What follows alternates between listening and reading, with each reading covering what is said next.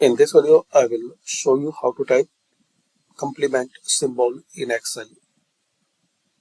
So we can see this is the normal C and this is the complement symbol.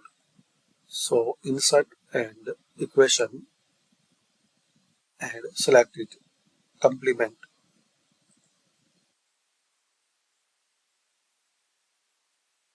Then see the difference between C and this complement symbol. Almost you will see its size is different.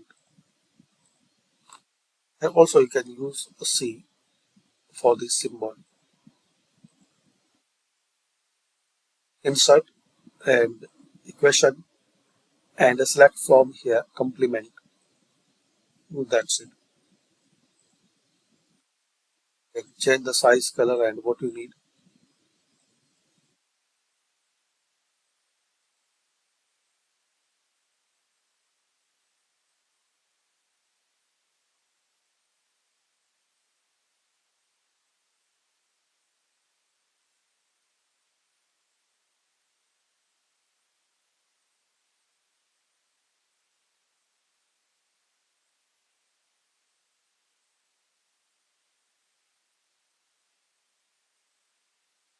So different between this the complement symbol will be bigger than letter C.